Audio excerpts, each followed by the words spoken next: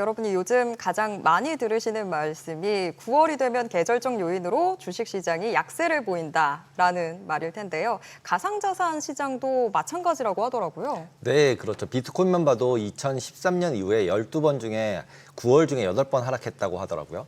네, 사실 비트코인도 주식도 예측이 의미 없는 시장이 됐지만 투자 포인트가 될 만한 것들 찾아보겠습니다. 스매시파이 백훈종 대표 모셨습니다. 안녕하세요. 안녕하세요. 안녕하세요. 네, 지난 한 주간 가상자산 시장 흐름부터 먼저 좀 짚어볼까요?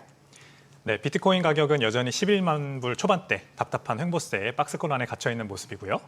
이더리움과 리플 등 주요 알트코인들도 답답한 흐름 이어가고 있는 거죠. 다만 이제 비트코인의 여러 가지 호재들이 지금 되게 복합적으로 보이고 있는데 이런 호재들을 오늘 쭉 말씀을 드리면서 지금 비트코인이 사실 저가 매수하기 좋은 시기다라는 생각이 드는 부분을 한번 말씀드려 보려고 합니다. 비트코인 그럼 저가 매수할 주요 요인이 뭔가요? 단도직입적으로. 일단 글로벌 유동성 M2가 많이 최근에 픽업해서 올라오고 있는 게 가장 큰 호재가 될 것 같아요. 그다음에 스테이블 코인 거래량, 그다음에 스테이블 코인 발행량 늘어나고 있는 거. 이게 유동성이 늘면은 뭐 주식이나 부동산이나 비트코인이나 뭐 모든 자산에 다 좋잖아요. 근데 이제 다만 지금 거시경제 상황이 녹록치 않으니까 지금 모든 위험 자산들이 다 오르는 건 아닌 그런 상황이 이어지고 있는 건데 결국 유동성이 늘면은 뭔가 각 자산군 내에서 가장 스트롱한 거 그것도 위주로 자금이 몰리겠죠. 그리고 암호화폐 대장주는 누가 뭐래도 여전히 비트코인이기 때문에 가장 큰 자금이 몰릴 거라고 생각을 하고요. 가장 직접적으로 유동성이 비트코인 매수로 이어지는 채널이 바로 스테이블 코인이라 할 수 있겠습니다. 스테이블 코인 이제 발행량이 달러 기반 스테이블 코인 발행량이 많이 늘어나고 있어요, 최근에. 그래서 비트코인 트레이딩, 비트코인 뭐 매수, 그다음에 기타 암호화폐 트레이딩을 위해서 들어오는 자금이 눈에 띄게 늘고 있는 게 보여서 지금 비트코인이 횡보하고 있는 거는 뭐 얼마 못 갈 그런 상황이라고 보고요. 한 가지 더 말씀드리면 금 가격이 최근에 전고점을 뚫었지 않습니까? 3,600불 온스당 드디어 올라갔는데 비트코인이 금 가격에 후행해서 항상 따라서 올라가는 그런 높은 상관관계를 또 보여요. 그래서 지금 제가 말씀드린 세 가지 요인이 모두 비트코인의 상관성이 95%씩 발생하는 아주 주요 이벤트들이거든요. 근데 모두 지금 비트코인 가격의 상승을 암시하고 있다 이런 생각이 듭니다. 주식 세 가지밖에 얘기 안 하셨는데 하나 M2 증가, 두 번째는 스테이블 코인 발행량 증가, 세 번째는 금 후행성. 그럼 2개 더 남았는데요. 5개라고 했잖아요. 5개라고 그랬나요, 제가? 그러면 하나 더 말씀드리면 네. 이 비트코인 채굴 네. 해시레이트가 최근에 1제타해시를 넘어섰습니다. 그래서 이 제타해시를 넘어섰다는 1000엑사해시가 1제타해시거든요. 보통 한 개의 우리나라 정도 되는 큰 규모의 대규모 국가의 1년 전력 소비량이 한 500에서 900 엑사해시 정도 돼요. 그러니까 비트코인에 몰리고 있는 전력이 상당하다는 걸 알 수가 있는데 이건 채굴자들이 경쟁을 그만큼 많이 벌이고 있다는 얘기고 채굴자들이 그럼 왜 이렇게 경쟁을 하느냐. 비트코인의 가격이 올라갈 거로 예상한다. 그러니까 지금 인프라 투자 비용을 많이 내고 있다는 얘기겠죠. 5개 채우려고 하나 더 말씀드리면 네. S&P 500 지수가 네. 또 신고점을 경신하지 않았습니까? 그쵸. 그래서 이 주식시장이 결국 아직도 S&P 500이든 나스닥이든 모든 이 3대 지수가 모두 이 매그니피선트 7 대형주들이 아직도 리딩하면서 올라가는 중이에요. 그리고 이 7개 종목은 결국 AI 트렌드와 맞닿아 있기 때문에 AI 트렌드에 대한 기대감이 꺾이지 않는 한은 이 주도주 위주 장세가 계속 주식시장에서 이어질 거고 이게 나스닥과 비트코인의 상관관계가 굉장히 또 높지 않습니까? 그래서 나스닥 지수가 계속해서 올라가면서 비트코인 가격이 따라 올라가는 모습으로 이어질 거다 이렇게 생각을 합니다. 말은 확실히 조심히 해야 되는 것 같습니다. 오늘 확실하게 교훈을 얻고 있는데 저희가 앞에서 주식시장 이야기를 하면서 이제 뭐 고용보고서 확인하고 나서 금리 인하 가능성 높아지긴 했지만 경기 침체, 뭐 경기 둔화에 대한 이야기들 나오고 있다 이러면서 주식시장에 대한 반응을 좀 짚어봤습니다. 그 부분에 있어서 가상자산 시장의 반응 또 대표님 반응은 어떨지도 궁금한데요. 주식시장과 가상자산 시장의 연관성 이런 거 말씀이시죠? 일단 뭐 고용보고서 나오고 난 이후에 가상자산 시장에 네. 아무래도 고용보고서가 나오고 나서 비트코인이 가장 먼저 떨어졌죠. 11만 3천 불까지 잘 갔는데 금요일에 주말에 이제 11만 1천 불 밑에까지 살짝 찍고 다시 올라오는 걸 보면은 이 고용보고서가 크게 예상치를 하회한 거에 가장 직격탄을 먼저 비트코인이 맞았다고 볼 수 있어요. 이제 기준금리 인하 가능성은 커졌지만 그만큼 경기 침체에 대한 가능성도 커졌기 때문에 지금 시장 참여자들은 경기 침체에 대한 두려움을 더 먼저 내보이는 거라고 저는 해석을 합니다. 그래서 만약에 경기 침체가 실제로 오면은 생각해 보세요. 인플레이션이 아직 2%에 다다르지 않았어요. 근데 경기 침체가 세게 와요. 그래서 고용 실업률이 막 올라간단 말이죠. 이러면은 이 2022년에 연준이 5.5%까지 기준금리를 끌어올리면서 모아놓은 실탄이라고 할까요? 어떤 룸이 작동하지 않을 가능성도 있어요. 만약에 25bp 내리는 것도 모자라다. 50bp 내리자. 자이언트 빅스텝 가자. 이랬을 때도 주가가 반등하지 않거나 경기가 살아날 기미가 보이지 않으면 이제 연준도 실탄이 없다라는 내러티브가 급속도로 확산되면서 이제 스태그플레이션으로 가는 겁니다. 그러면 1970년대 미국이 10년 동안 겪었던 스태그플레이션 상황이 실제 할 수 있다는 그 불안감. 이 불안감이 투자자들의 마인드를 지배하는 바람에 주말 동안 비트코인 가격이 꺾였고 지금도 반등하지 못하고 있는 거다. 이렇게 보시면 될 것 같습니다.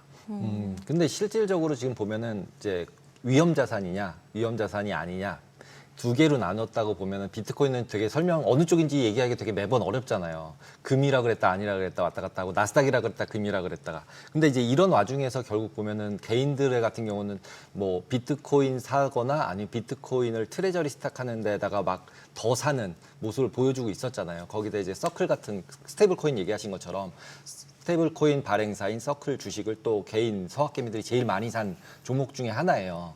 그러면은 실제로 금리 내려가면 서클 돈도 못 벌 것 같고, 그런데 실제로 스테이블 코인이 많이 이렇게 거래가 되면 서클이 그냥 돈을 많이 벌 수 있는 건가요? 그냥 그 구조상으로? 만약에 스테이블 코인이 정말 전 세계로 확산돼서 네. 진짜 지금보다 시가총액이 막 10배, 20배 이렇게 커지면 이자율이 한 2% 깎여도 계속해서 서클 같은 회사들은 돈을 잘 벌겠죠. 규모의 경제를 이미 구축을 했기 때문에 테더가 지금 스테이블 코인 시가총액이 60%, 그다음에 서클이 한 20%를 담당하고 있는데 이 두 개가 거의 독과점을 사실 이루고 있는 겁니다. 그러면은 만약에 달러 기반 스테이블 코인이 정말 지금보다 시가총액이 10배, 100배 커지면 뭐 이자율 2%, 3% 하락은 일이 아닐 겁니다. 어차피 무위험 수익으로 1%, 2%, 3% 이자를 매년 걷어들이는 거기 때문에 지금 사실 테더가 1년에 2조, 3조씩 벌거든요. 근데 2조, 3조 벌던 게 이자율이 반으로 깎여서 1조로 내려가도 두 배가 되면 되니까. 시가총액이 두 배가 되면 되니까. 예, 아. 어렵지 않은 게임이죠. 그럼 개인들이 사는 게 그렇게 이상한 생각은 아니네요. 잘 될 거라고 생각하면 사면 되는 거네요. 네, 그만큼 미국이 이 스테이블 코인을 더 전 세계적으로 퍼져나갈 수 있게 육성할 거고 정말 전 세계에서 이제부터 달러 기반 스테이블 코인 결제가 대중화된다면 그런 미래를 믿는다면 투자하는 거는 말이 된다고 봅니다. 서클 같이 그리고 1등, 2등 기업에 투자하는 게 말이 되는 거죠. 근데 지금 또 글로벌 가상자산 시장에서의 거래량은 계속 늘고 있는 상황인데 국내 이 거래소 상황은 또 다르더라고요. 거래대금 뭐 계속 줄고 있고 지난달 대비해서도 더 크게 줄었다 이런 뉴스들 나오던데 왜 이렇게 지금 차이가 나고 있는 거죠? 일단 국내는 거래량은 줄었지만 이렇게 보시면 될 것 같아요. 지금 전 세계적으로 거래량은 다 줄고 있어요. 거래소 유동성도 빠져나가고 있고 사람들이 아직 비트코인과 가상자산 투자에 큰 관심이 없는 상황입니다. 앵커님 말씀하신 대로 위험 자산으로 지금 비트코인을 해석하기 때문에 시장은 지금같이 불확실성이 크고 위험 자산에 대한 선호가 낮을 때는 비트코인과 가상자산에 대한 거래 대금과 이 유동성이 줄어들죠. 근데 국내는 특이하게 지금 오히려 관심도는 늘어나고 있어요. 데이터를 보면 거래량은 줄고 있지만 2023년만 하더라도요. 업비트 거래소, 가장 큰 가상자산 거래소의 평균 이 비트코인 계정 투자 잔고가 50만 원이었습니다. 그래서 회원 수가 만약에 500만 명이라고 치면은 1인당 평균 투자액이 50만 원, 굉장히 작죠. 근데 지금 1인당 평균 투자액이 1,000만 원으로 올라갔어요. 무슨 말이냐면 이 사람들의 인식이 바뀌었다는 거죠. 그냥 한번 발을 담궈보는 자산이 아니라 이제는 뭔가 대체 자산으로 인식을 한다는 건데 뭐에 대한 대체 자산일까요? 부동산, 정부가 투자하지 말라고 대출 규제하고 주식, 이제 대주주 기준 요건 더 강화시키니까 비과세인 가상자산에 대한 매력도가 올라가는 거예요. 그래서 이건 국내만의 특이한 현상이고 우리나라에서 그래서 이제 평균 계좌 잔고가 올라가고 있다는 거 이거는 주목해 볼 만한 사실입니다.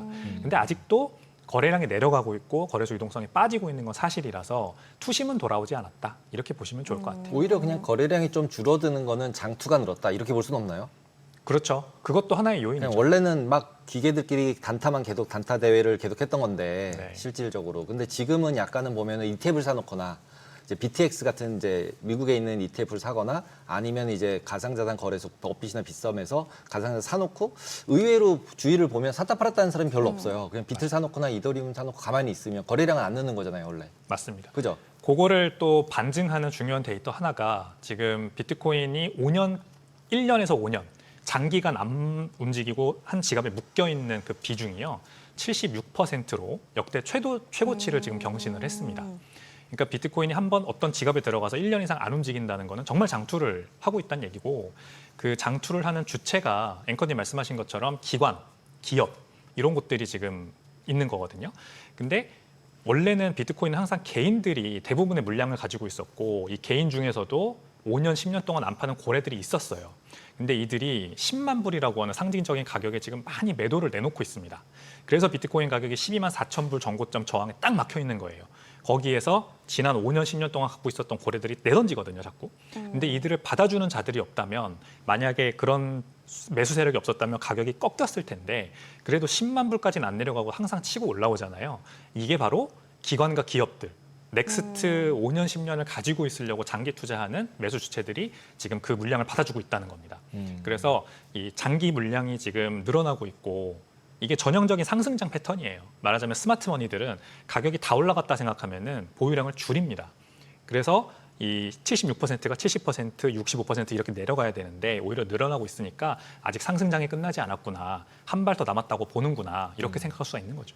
트레저리 스탁이라고 지금 저기 이게 나오거든요. 비트코인 보유 기업들 나오는데 실제로 저렇게 보유 기업이 보유를 하면 대출받아 산 거니까 실제로 뭔가 가격이 하락을 하면 캐스케이드, 그러니까 폭포처럼 막 물량 나와서 폭락할 가능성은 없나요? 저를 이제 너무 많아졌더라고요. 거기다 이제는 무슨 뭐 그 도지코인 가지고도 ETF 만든다 그러고 막 트레저리 스탁 하겠다 그러고 그래서 저건 막 발행할 수 있는 건데 저래도 되나 뭐 이런 생각이 드는데 어떻게 보세요? 그렇죠. 비트코인 트레저리 전략을 하는 기업들도 무리하게 자금 조달을 한다거나 너무 레버리지를 많이 쓴다거나 이런 무리한 행동을 하다가 분명 이제 비트코인 가격이 조금만 떨어지면 버티지 못하고 그렇죠. 팔면서 이 도미노 에펙트로 사라지는 그런 기업들이 많이 나올 거예요. 거기에 끝단에 있는 게 이제 알트코인 트레저리 전략을 하는 기업들이고 도지코인 그 트레저리 상장산 제가 봤는데 바로 주가 떨어지더라고요. 바로 주가 70% 그날 떨어졌습니다. 그래서 이거 하면 안 되는구나. 투자자들도 이제 영민해가지고 알아요. 적당히 해야지 이렇게 생각을 하는 거죠. 그래서 아마 이더리움 트레저리 전략까지는 그래도 톰리 같은 이제 유명한 투자자가 나와서 많이 이제 밀어주니까 어느 정도 내러티브는 형성을 할 거고 어느 정도는 갈 겁니다. 근데 그들도 결국 오래가지 못하고 이제 출구 전략을 연말이나 아니면 단기간에 자꾸 빠져나올 거고요. 비트코인 트레저리도 마찬가지예요. 모든 기업들이 다 5년, 10년을 보고 사는 건 아니에요. 저는 스트래티지, 메타플래닛 정도는 그 정도 이제 어느 정도 느낌으로 사고 있다고 저는 생각을 하고요. 나머지 기업들은 아직 좀 봐야 된다고 생각을 합니다. 이게 단기적인 주가 부양 프로젝트인지 아니면 정말 스트래티지처럼 여기에 명운을 걸고 5년, 10년 정말 계속 살려고 하는 건지 요거는 나머지 기업들은 아직 모르겠어요. 그러니까 지금 전체 상장사들이 가지고 있는 비트코인이 100만 개를 넘었다 이런 자막이 나오고 있는데 저 중에 63만 개를 스트래티지가 가지고 있는 거 아닙니까? 그러니까 스트래티지는 안전하다고 보고 거기에 이제 메타플래닛이 가지고 있는 2만 개까지 65만 개 안전하다고 보고 나머지 35만 개가 일순간 매도로 나오면 어떻게 될지 이거를 한번 판단해 보면 좋겠죠. 그러면 또 이번엔 이더리움 얘기도 좀 해볼까요? 이더리움은 지금 뭐 비트코인보다는 괜찮다라는 얘기도 있었지만 지금은 또 추가적인 폭락 신호 나오는 거 아니냐 이런 얘기도 또 있더라고요. 이제 이더리움 ETF에서 대규모 자금이 지난주에 빠져나갔거든요. 동기간 비트코인 현물 ETF에는 또 자금이 들어왔어요. 지금 금액으로 제가 기억하는 게 이더리움 현물 ETF에서 지난 일주일 동안 1,000억 원이 빠져나왔고 비트코인 현물 ETF로 4,000억 원이 들어갔거든요. 그러니까 ETF를 통해서 거래하는 기관들은 이제 어느 정도 로테이션이 끝났다. 순환매 장이 어느 정도 끝났다고 보고 다시 주도주 장세를 예측하고 비트코인으로 넘어갔다고 해석할 수가 있는 거예요. 저도 그렇게 믿어요. 저도 지금 로테이션 장세가 어느 정도 끝나가는 게 느껴지고요. 사실 8, 9월 달이 주식시장에도 약세, 비트코인 시장에도 전통적으로 약세입니다. 왜냐하면 이제 미국의 회계 감사 기간이 회계 기간 캘린더 이어가 끝나고 그다음에 뭐 미국 같은 경우에는 9월 1일에 항상 학기가 시작을 하고 뭐 게다가 농업 시즌이 시작되는 해이기도 하고 여러 가지가 맞물려서 투자 자산 시장 자체가 좀 조용할 때죠. 그러니까 이제 가격이 빠지는 건데, 근데 이제 이더리움 그 주식시장에서도 이 AI 대형주들의 다시 상승세가 조금 다시 픽업해서 올라오는 느낌이 들고, 그다음에 금이 3,500불을 뚫고 3,600불을 갔고, 이제 암호화폐 시장만 좀 조용한데 어쨌든 비트, 이더, 리플과 모든 지금 암호화폐가 다 조용한 상황에서 주도주 장세가 펼치지 않고 있거든요. 근데 첫 발을 끄는 게 저는 이제 ETF라고 보는 거죠. 예, 그래서 현물 ETF에서 자금 빠져나왔고 현물 비트코인 현물 ETF로 자금이 들어갔으니까 이 움직임이 그대로 지금 비트코인 주도주 장세가 다시 펼쳐지는 국면으로 이어지지 않을까, 그렇게 한번 저는 생각을 해보고 있어요. 일본에서 실제로 민간 기업이 스테이블 코인 발행하는 거를 8월 달에 허락을 해줬잖아요. 그래서 홍콩도 뭐 제도적으로 다 완비가 돼 있는 상태고, 근데 우리나라 같은 경우는 실제로 법인들은 아직도 뭐 가상자산 거래하면 안 되는 걸로 돼 있는 거잖아요. 그러니까 법적으로는. 그러면 이것들이 법들이 우리나라들은 어떤 방식으로 어느 정도 스케줄로 변화가 좀 있을 것 같으세요? 지금 가이드라인에 따르면 네. 현재는 이제 비영리 법인 이런 곳들에서 도네이션 후원받은 것들 비트코인을 만약 받았다. 그럼 이거는 이제 법인 계정을 거래해서 만들어서 매도할 수 있다까지 돼 있어요. 그리고 연말까지 이 상장사와 브로커리지 권한이 있는 회사들만 비트코인을 거래할 수 있게 해주겠다. 법인 계정을 만들고 해주겠다. 이렇게 돼 있습니다. 12월까지요? 네, 12월까지. 그러면 실제로 비트코인을 많이 가진 사람이 그냥 나 도네이션 할게, 기부할게 이러고서 어디다 기부를 하면은 그거는 현금화 될 수 있다는 얘기네요. 그렇죠. 어떤 법인이 됐던 지금 현재도 가능한 건가요? 이게 아마 금융위나 금감원이 약간 제재를 많이 할 거라고 생각을 합니다. 이게 아무 법인이나 된다는 아닐 것 같아요. 아닐 것 같아요. 정확한 법은 봐야겠지만 그럴 리가 없습니다. 그럴 리가 없어. 정확히 후원이냐 이걸 보고서는 아마 되게 면밀하게 따지지 않을까 싶고요. 이제 그래서 법인이 상장사가 진짜로 그게 이제 어떤 표피로 포장지로 감싸졌던 진짜로 거래를 할 수 있게 되는 거는 12월 달이 이제 될 것 같다. 예정이 되어 있는데, 그것도 사실 돼봐야 아는 거라서 지금 국내에서 디지털 자산에 대한 가상 자산에 대한 논의가 이제 많이 좀 식었거든요. 이 정권 초기처럼 지금 활발하게 막 이렇게 일어나고 있는 것 같지는 않아요. 그래서 또 연말 돼봐야 알 수 있지 않을까, 그렇게 생각합니다. 네, 지금 엔화 스테이블 코인 뭐 이야기 나왔으니까 좀 궁금한 게, 저희가 원화 스테이블 코인 이야기들 한참 나올 때 사실 이거 쓰겠냐라는 이야기들이 좀 있었잖아요. 달러 스테이블 코인이 있는데 굳이 원화 스테이블 코인을 쓸까라는 이야기들이 많았는데, 엔화 스테이블 코인은 좀 경쟁력이 있다고 보시나요? 엔화 스테이블 코인도 원화 스테이블 코인하고 큰 차이는 없다고 봅니다. 달러 기반 스테이블 코인만이 스테이블 코인으로서 이제 유틸리티, 사용성이 존재를 하는 것이고, 엔화도 결국 우리 엔화 들고 유럽 가서 마음대로 쓸 수 있는 화폐가 아니잖아요. 달러는 우리나라 사람들이 들고 유럽에 가든 뭐 어딜 가든 받아주는 데가 많아요. 근데 엔화는 받아주는 데가 없다. 그래서 엔화 스테이블 코인을 발행하는 일본 중앙은행이나 일본 정부의 저희도 뭔가 디지털 CBDC, 중앙은행 발행 디지털 화폐를 얘기하려고 하는 게 아니냐, 이런 생각이 저는 들거든요. 이 서베일런스라고 하죠. 이제 자금의 추적을 용이하게 하기 위해서 개인의 자유는 조금 억압하는 형식으로 가기에 이 디지털 화폐만큼 좋은 게 없습니다. 그거를 스테이블 코인이라는 이름으로 둔갑하는 거고, 지금 일본은 좀 급하죠. 왜냐하면은 이 자본시장에서 돈이 많이 빠져나가고 있잖아요. 국채 금리가 원하는 대로 지금 움직이지 않고 있어요. 기준금리 인상을 하고 싶어도 못 하잖아요. 못하고. 그래서 이 자본시장의 통제를 하기 위한 니즈가 이 스테이블 코인 발행에 깔려 있는 게 아닌가, 저는 한번 생각을 해봅니다.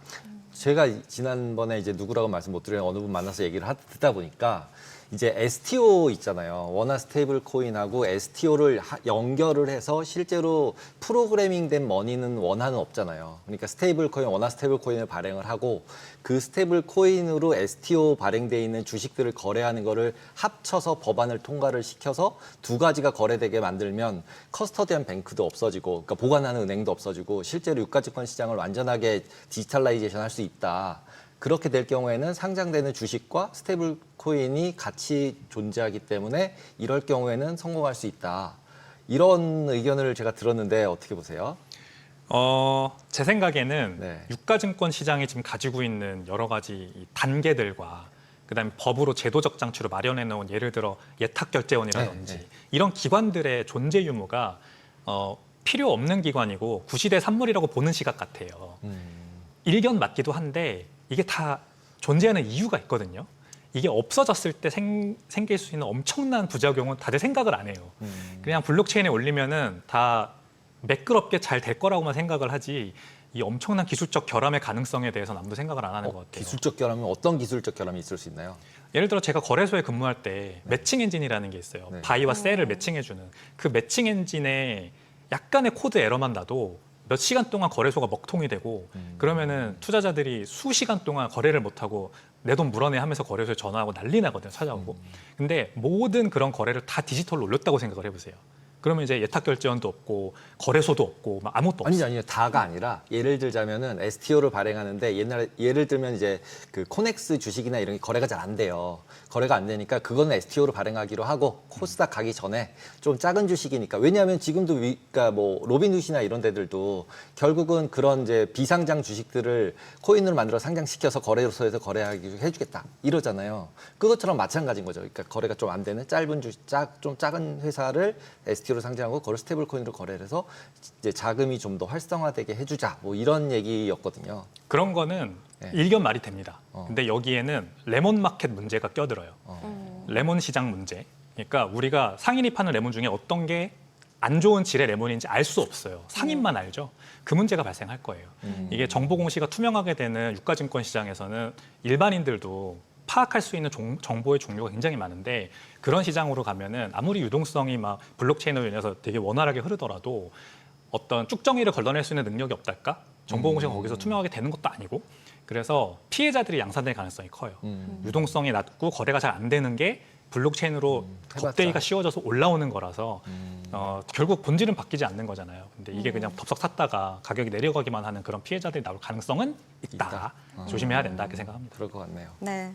오늘 말씀 여기까지 듣도록 하겠습니다. 고맙습니다. 감사합니다. 감사합니다.